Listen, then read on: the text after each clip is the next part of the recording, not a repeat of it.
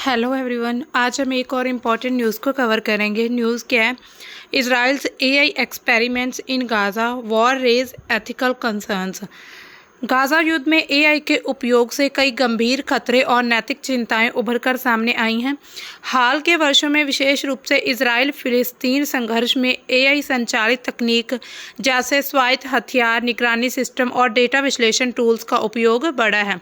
जो इज़राइल और गाज़ा का जो युद्ध चल रहा है, इज़राइल और पैलेस्टीन का, तो उसमें जो एआई टूल को यूज़ किया जा रहा है, उससे क्या हो रहा है कि लोगों के जो नैतिकता है, उसके नैतिकता को लेकर चिंताएं बढ़ रही हैं। उसके बहुत ज़्यादा लॉस भी हो रहे हैं एआई को यूज़ करने के इस युद्ध में। सबसे पहले देखते हैं न्यूज़ चर्चा में क्यों है। Israel developed new artificial intelligence tools to gain an advantage in the war. The technologies have sometimes led to the fatal consequences. युद्ध में बढ़त हासिल करने के लिए इजराइल ने नए आर्टिफिशियल इंटेलिजेंस टूल्स का यूज़ किया विकसित किया है। इन तकनीकों के कारण कई बार घातक परिणाम भी सामने आए हैं।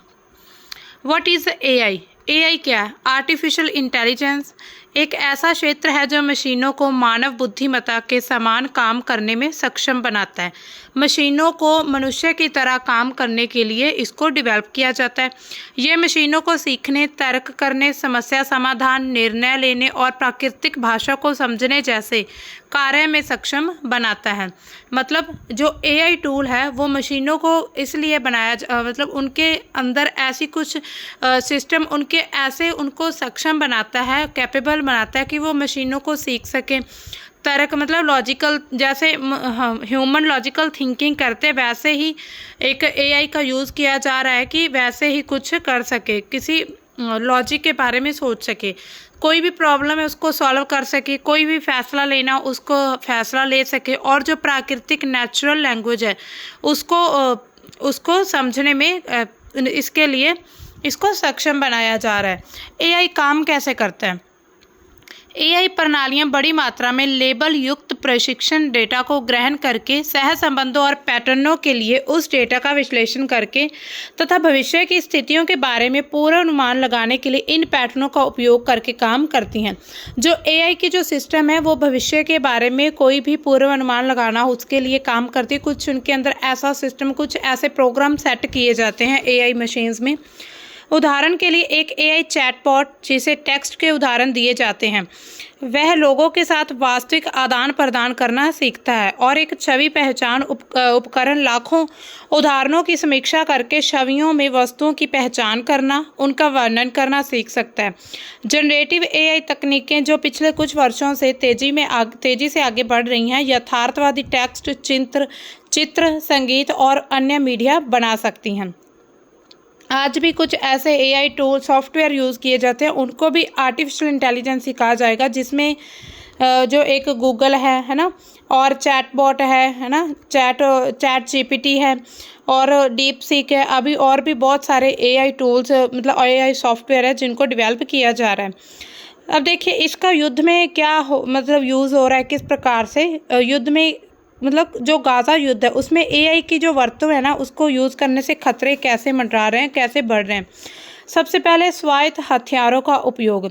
इजराइल ने गाज़ा में एआई आधारित ड्रोन और स्वायत्त हथियार प्रणालियों का उपयोग किया।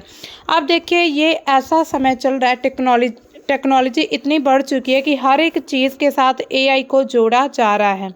मीन्स अब एआई से जो होते हैं ना, जो ट्रेन किए जाते हैं, उसको कंट्रोल किया जाता है। ऐसे कुछ ड्रोन है, कुछ ऐसे हथियार जो प्रणालियां सिस्टम है, उनका यूज़ किया जा रहा है गाज़ा युद्ध में। ऐसे सिस्टम गलत लक्ष्य है जिससे कि नागरिक पर हमला कर सकते हैं, जिससे बड़े पैमाने पर नागरिक हताहत हो सकते हैं।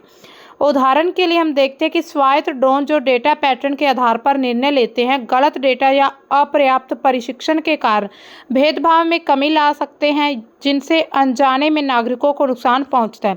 अब देखिए जो एआई ड्रोन होंगे उनमें तो कुछ प्रोग्राम सेट किया जाएगा। अगर मान लीजिए उसको गलत कमांड या डेटा उसको गलत दिया गया, तो उससे क्या होगा, जो आम नागरिक है उनकी भी जान खतरे में जा सकती है। निगरानी और गोपनीयता का उल्लंघन होता है। इससे एआई संचालित निगरानी प्रणालियां जैसे कि चेहरे की पहचान करना, फेशियल रिकॉग्निशन एंड डेटा विश्लेषण गाजा में बड़े पैमाने पर नागरिकों की निगरानी के लिए उपयोग की जा रही है। इससे गोपनीयता का गंभीर उल्लंघन होता है और व्यक्तिगत स्वतंत्रता खतरे में पड़ती है। तो गाजा में जो युद्ध चल रहा है उसके लिए अब एआई जो ड्रोन है, एआई टूल्स है, उनको यूज़ किया जा रहा है, जिससे क्या लोगों की जो प्राइवेसी है उसका हनन हो रहा है, वो ख़त्म होती जा रही है। ये सिस्टम संवेदनशील डाटा इकट्ठा करते हैं और जो गलत हाथों में पड़ने पर दुरुपयोग भी बढ़ सकता है, जैसे कि नागरिकों को लक्षित करना या उनकी पहचान को उजागर करना। मतलब किसी भी व्यक्ति को इसके अंदर ऐसे प्रोग्राम सेट किए जाते हैं, किसी भी व्यक्ति का फेस रिकॉग्नाइजेशन करके उसके बारे में पूरी जो भी जानकारी है वो निकालना। इससे क्या होगा, उनकी जो भी इंफॉर्मेशन है वो उसका मिसयूज़ किया जा सकता है। इससे जो आम जनता है, वहाँ की सिविल पीपल हैं, उनको बहुत सारी प्रॉब्लम्स फेस करनी पड़ रही हैं। साइबर युद्ध और डीप फेक का जोखिम। एआई का उपयोग गलत सूचना फैलाने के लिए, जिसमें गलत सूचना भी फैलाई जा सकती है, जिसमें डीप फेक वीडियो भी बन सकती है या भ्रामक सामग्री युद्ध को और जटिल बना सकता है। गाजा संघर्ष में ऐसी तकनीकों का उपयोग प्रोपेगेंडा या जनमत को प्रभावित करने के लिए हो सकता है, जिससे हिंसा भड़क सकती है। मतलब कुछ ऐसे प्रोपेगेंडा बनाए जा रहे हैं जिसकी वजह से जो आम जनता है उनमें आपस में जो हिंसा वो भड़क सकती है। जैसे कि मान लीजिए कोई व्यक्ति ने अपने पड़ोसी की कोई वीडियो बनाई, अब उस वीडियो को जो अगर एआई का जो यूज़ करके अगर उस वीडियो को गलत तरीके से यूज़ कर लिया जाए, है ना, तो फिर क्या होगा, उनमें आपस में लड़ाई हो जाएगी कि आपने वीडियो मेरी बनाई थी तो लीक होगी, ऐसे कुछ, है ना। तो इसी प्रकार से जो आपस में जो हिंसा है वो भी भड़केगी इससे। सोशल मीडिया पर एआई जनरेटेड कंटेंट का उपयोग जो होता है गलत सूचना फैलाने के लिए किया जा सकता है ना। आजकल सोशल मीडिया बहुत लोग यूज़ करते हैं, जिसमें इंस्टा है, फेसबुक है, और भी बहुत कुछ है, यूट्यूब वगैरह, जिसमें बहुत सारे ऐसे सॉफ्टवेयर हैं जिनको हमें यूज़ नहीं करना चाहिए, मतलब बचना चाहिए यूज़ करने से। क्योंकि वो क्या होता है, कुछ सॉफ्टवेयर इस मोटिव से बनाए जाते हैं कि लोगों की जो इन्फॉर्मेशन है उनको इकट्ठा किया जाए और फिर उस इन्फॉर्मेशन को गलत काम के लिए यूज़ किया जाए। डीप फेक एंड एआई जो है ना, आपस में जो मतलब एआई के फ़ायदे तो बहुत है, ये बहुत सारी जगहों पर काम भी आता है, लेकिन अगर हम इसके जो नेगेटिव पॉइंट देखें तो इसमें इसका गलत यूज़ किया जा सकता है। अगर इसको एआई को सही इंसान यूज़ कर रहा है फिर तो कोई बात नहीं है, लेकिन अगर गलत इंसान के हाथों में ये सॉफ्टवेयर या कुछ ऐसा सिस्टम आ गया तो फिर हर एक पर्सन को प्रॉब्लम हो सकती है, बहुत सारी समस्याओं का सामना करना पड़ सकता है। हथियारों की दौड़ और क्षेत्रीय अस्थिरता है।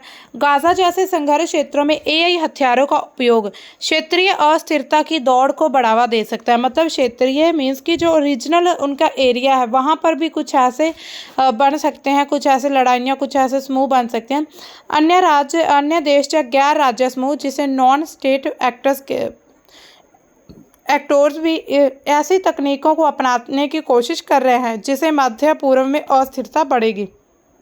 अभी आप मैप में देख सकते हैं, ये इजराइल का एरिया और ये जो गाज़ा पट्टी है ना, ये है गाज़ा पट्टी। यहाँ पर युद्ध मतलब जो पैलेस्टीन वाले वो चाहते हैं कि वो कहते हैं कि ये हमारा एरिया, लेकिन इजराइल वाले इस एरिया को वो कहते हैं कि ये हमारा। तो इसी बीच उनके बीच जो भी लड़ाइयाँ वो चल रही हैं और इससे नुकसान किसको हो रहा है, आम जनता को इससे नुकसान हो रहा है।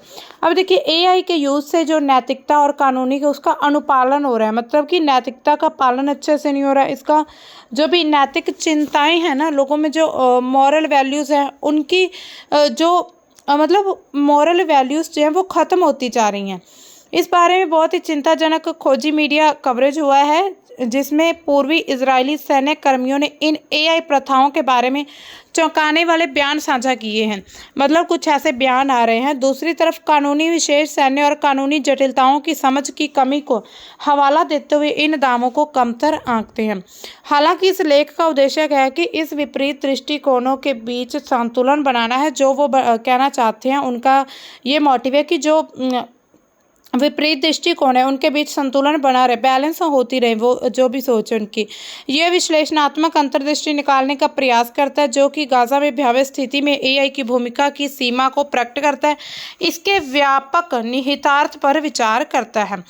जब युद्ध के साधनों को चुनने की राज्यों की क्षमता पर सीमाओं की बात होती है तो जिनेवा कन्वेंशन के पहले अतिरिक्त प्रोटोकॉल का अनुच्छेद 36 एक महत्वपूर्ण संदर्भ बिंदु है। तो एक ऐसा संगठन बना हुआ है जिसे जिनेवा, जिसमें कन्वेंशन हुआ था, उसमें सभी देशों को जो वो हथियार यूज़ करते, जो कुछ भी यूज़ करते, उसके बारे में उनको जानकारी देनी होती है। और उस पर का भी एक कुछ संविधान टाइप कुछ बना हुआ है, कॉन्स्टिट्यूशन, कि इस आर्टिकल के अकॉर्डिंग आप ये यूज़ कर सकते हैं, ये नहीं कर सकते, ऐसा कर सकते, ऐसा नहीं कर सकते।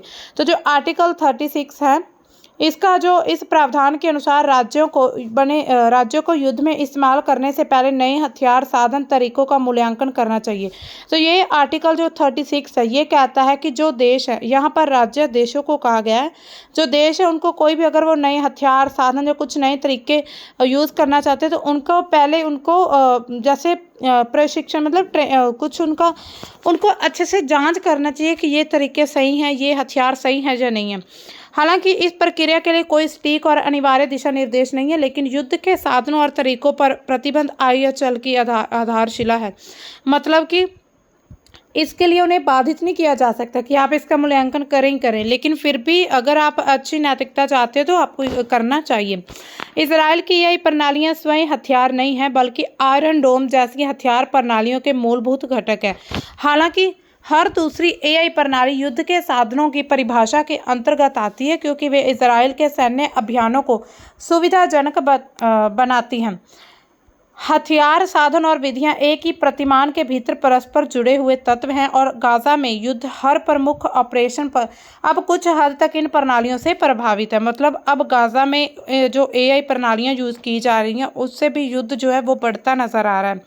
इजराइल API का पक्षकार नहीं है। जो हमने देखा था कि एक कॉन्स्टिट्यूशन बना हुआ है कि इसके अकॉर्डिंग जो भी देश है उनको हथियारों का मूल्यांकन करना है, और जो वो इसके साइड में नहीं है, और अनुच्छेद 36 का जो उसको नहीं मानता है, जो इजराइल कंट्री है वो इसको नहीं मानती है।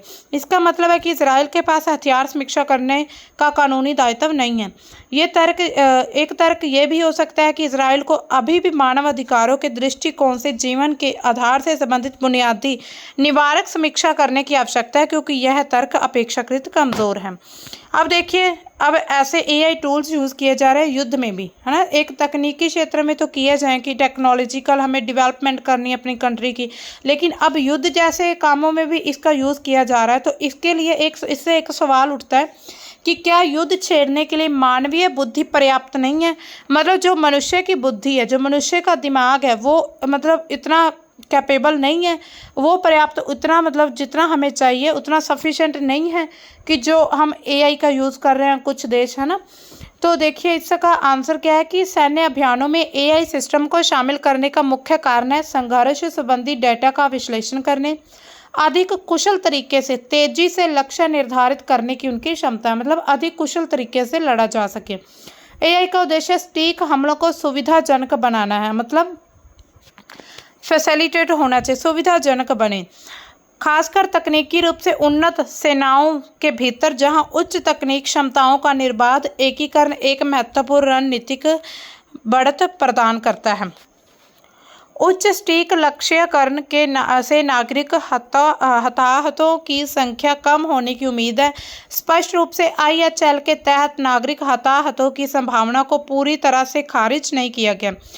इसके बजाय अंतर्निहित तर्क ये भी है कि इन नुकसानों को यथासंभव कम से कम किया जाए, जिन्हें सहक्षति कहा जाता है। मतलब जो नुकसान हो रहा है उनको कम से कम किया जाए। देखिए, शुरुआत में तो जो AI है ना, उसका हथियारों में ये यूज़ होता था कि जो भी मशीन्स जो भी युद्ध में यूज़ की जाती है उनको अच्छे से कंट्रोल किया जा सके, लेकिन अब इसका यूज़ जो गलत तरीके से भी किया जा रहा है। इजराइल द्वारा AI के सबसे कुख्यात उपयोगों में से एक आयरन डोम भी है, जो मिसाइल खतरों का मुकाबला करने के लिए डिज़ाइन की गई एक रक्षा प्रणाली। इजराइल ने एक आयरन डोम बनाया था जो कि जिनको मिसाइलों पर अटैक करने के लिए बनाया गया था। हालांकि AI की प्राथमिक भूमिका अक्सर बड़ी मात्रा में डेटा को पहुंचाना होता है। इसके अलावा इजराइल फिलिस्तीनी क्षेत्रों में व्यापक निगरानी करता है। कई चेक पॉइंट से गुजरने और अनगिनत कैमरे द्वारा निगरानी किए जाने वाले फिलिस्तीनियों के चेहरे की विशेषताएं, अन्य बायोमेट्रिक डेटा को इजरायली खुफिया डेटाबेस में दर्ज किया जाता है। इस जानकारी के बाद में सुरक्षा, कानून परिवर्तन, लक्ष्यकरण उद्देश्यों के लिए मौजूद डेटाबेस के साथ साथ रेफरेंस किया जाता है। तो देखिए जो एआई जो यूज़ किए जा रहे हैं टूल्स, उनसे जो व्यक्ति हैं उनकी पहचान, जो फ़िलिस्तीन लोग हैं उनकी पहचान, उनके चेहरे से उनकी जो भी डाटा है उनको मतलब उनको स्टोर किया जा रहा है एक जगह पर। कल को उसका यूज़ किसी भी तरीके से कर सकते हैं। एआई इजरायली सेना को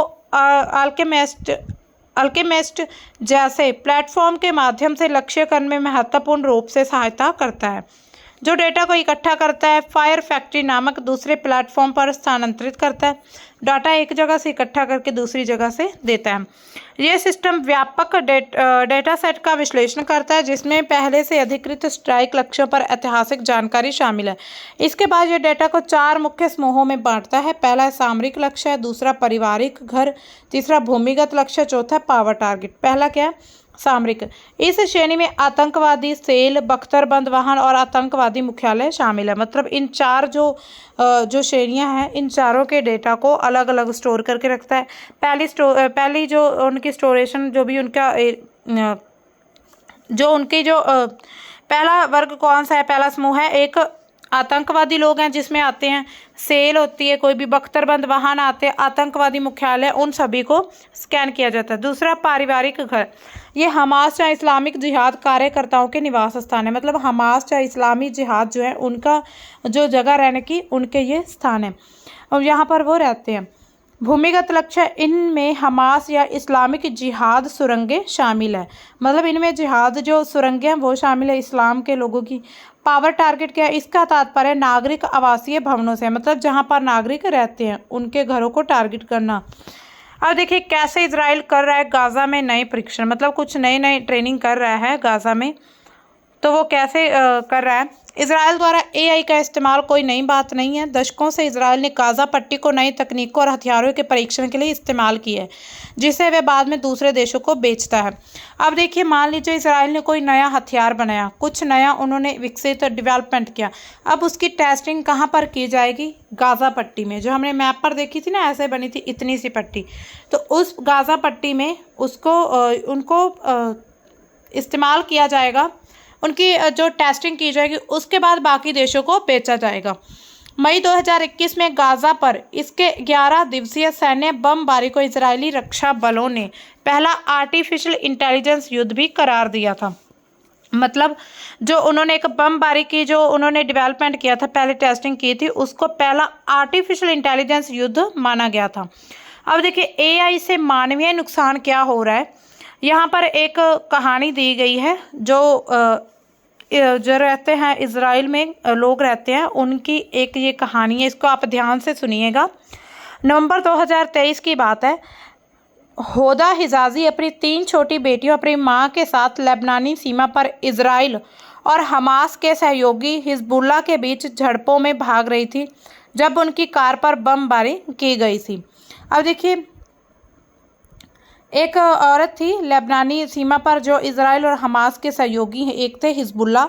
उनके जो भी उनके बीच लड़ाइयाँ चल रही थी लेबनान और हिजबुल्लाह के बीच, तो उसी बीच जो होदा हिजाजी थी वो अपनी बेटियों और अपनी माता के साथ भाग रही थी, जान बचाने के लिए। जाने से पहले क्या था कि वयस्कों ने लड़कियों से कहा कि वे घर के सामने खेलें, ताकि इजरायली ड्रोन को पता चले कि वे बच्चों के साथ यात्रा कर रहे हैं। महिलाएं और लड़कियां हिजाजी के चाचा समीर अयूब, जो वामपंथी रेडियो स्टेशन के पत्रकार हैं, उनके साथ गाड़ी चला रहे थे, जो अपनी कार में कारवां चला रहे थे। उन्होंने बहुत नीचे से ड्रोन की तेज़ आवाज़ सुनी। जल्द ही हिजाजी की कार पर हवाई हमला हुआ, कार ढलान से नीचे गिर गई, उनमें आग लग गई। अयूब ने हिजाजी को बाहर निकालने में कामयाबी हासिल की, लेकिन उसकी मां, अयूब की बहन और 3 लड़कियों के नाम है रिमास, टैलिन और लियाने। देखिए 14, 12 और 10 साल की लड़कियां थी, मर चुकी थी। हिजाजी ने याद करते हुए बताया कि घर से निकलने से पहले लड़कियों में से एक ने बगीचे में बिल्लियों की तस्वीरें लेने पर जोर दिया था, क्योंकि हो सकता है कि हम उन्हें फिर कभी ना देख पाएं। अंत में उसने कहा कि बिल्लियां बच गई और लड़कियां चली गईं। हमले से कुछ समय पहले एक सुविधा स्टोर पर लगे सुरक्षा कैमरे के लिए वीडियो फुटेज भी हिजाजी परिवार को हुंडई एसयूवी में देखा जा सकता है, जिसमें मां और एक लड़की पानी के जग भर रही हैं। परिवार का कहना है कि वीडियो से साबित होता है कि इजरायली ड्रोन को महिलाओं और बच्चों को देखना चाहिए था। अब देखिए इस ड्रोन को इसके लिए ट्रेन किया गया था कि जो लोग हैं उनको मारा जा सके स्कैन करके, लेकिन किसी ने उन्हें कहा कि आप घर के बाहर बच्चों के साथ खेलें ताकि ड्रोन को ये पता चले कि यहाँ पर बच्चे भी हैं, क्योंकि ड्रोन को ऐसे ट्रेन किया गया होगा कि बच्चों पर हथियार या बच्चों पर हमला नहीं करना है, लेकिन फिर भी ऐसा हो जाता है जब वे कार में मतलब बचकर निकलने की कोशिश करते हैं। परिवार पर हमला होने के अगले दिन इजरायली सेना ने हमले का वीडियो जारी किया, साथ ही इस तरह के वीडियो और फोटो का एक पैकेज भी जारी किया।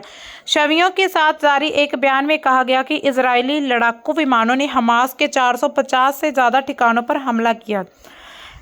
एपी के दृश्य विश्लेषण ने इजरायली सैन्य वीडियो में सड़क और अन्य भौगोलिक विशेषताओं का मिलान उस स्थान की सैटेलाइट इमेजरी से किया जहां 3 लड़कियां मरी थी और जो स्टोर से 1 मील दूर हैं। एक इजरायली खुफिया अधिकारी ने एपी को बताया कि पिछले 3 सालों में सभी लक्ष्यों को चिन्हित करने में एआई का इस्तेमाल किया गया है। इस मामले में एआई ने संभवतः एक निवास को चिन्हित किया था और अन्य खुफिया जानकारी जुटाने के लिए किसी व्यक्ति को वहां रखा गया हो सकता है। किसी समय कार निवास से बाहर निकल गई। तो देखिए एआई का यूज़ इस प्रकार से हो रहा है जिससे कि आम जनता उनको बहुत खतरा हो रहा है। लक्ष्य कक्ष में मौजूद लोगों ने हमला करने का फैसला किया होगा। उन्होंने कहा कि गलती किसी की भी हो सकती है। पिछली गलती जानकारी के कारण गलत आवाज़ की पहचान हो सकती है, मतलब गलती भी हो सकती है, किसी प्रकार की गलत इन्फॉर्मेशन दी जा सकती है या फिर वे गलत वाहन से टकरा सकते थे। एपी ने उस हवाई हमले के बारे में जानकारी रखने वाले दूसरे स्रोत उनका भी संदेश देखा था कि जिसने ये पुष्टि की थी कि ये गलती थी, लेकिन उसने इस बारे में विस्तार से कुछ नहीं कहा था। कुछ लोग कहते हैं कि ये गलती है। इजरायली सेना के जो प्रवक्ता ने इस बात से इनकार कर दिया कि हवाई हमले के दौरान एआई सिस्टम का इस्तेमाल किया गया था। उन्होंने साफ साफ जो इजरायली सेना है ना, उन्होंने साफ साफ कह दिया कि जो हवाई हमला हो रहा था ना एयर स्ट्राइक, उसमें जो एआई सिस्टम का इस्तेमाल नहीं किया गया, वो मुकर गए थे। लेकिन इस बात का जवाब देने से इनकार कर दिया कि एआई ने लक्ष्यों का चयन करने में मदद की थी या नहीं, ये गलत है। सेना ने एपी को बताया कि अधिकारियों ने घटना की जांच और परिणाम के लिए दुख व्यक्त किया है। अब देखिए ये थी एक हमने पीछे देखी थी, ये एक कहानी थी जो कि एक मतलब औरत की जो अपने लड़कियों के साथ जा रही थी, उनकी मृत्यु हो जाती है। तो यहाँ पर देखिए एक और यहाँ पर कहानी हम देख सकते हैं। कहानी नहीं है ये, असल में ये रियलिटी है कि ऐसा हुआ है गाज़ा में। 2023 के अंत में क्या हुआ कि इजरायली उत्तरी गाज़ा पट्टी में हमास के एक शीर्ष कमांडर जो इब्राहिम बियारी की हत्या करने का लक्ष्य बना रहा था, जिसने 7 अक्टूबर के नरसंहार की योजना बनाने में मदद की थी। मतलब 7 अक्टूबर को जो बड़ा हमला हुआ था उसकी योजना में जो व्यक्ति शामिल था इब्राहिम बियारी, उनको मारने की योजना बनाई गई थी और इजरायली खुफिया श्री बियारी को नहीं ढूंढ सके थे, जिनके बारे में उनका मानना था कि वे गाज़ा के नीचे सुरंगों के नेटवर्क में छिपे हुए हैं। इसलिए उन्होंने उनको पकड़ने के लिए एआई का यूज़ किया और उसकी बाद में मृत्यु कर दी गई, मतलब उसकी मौत हो गई।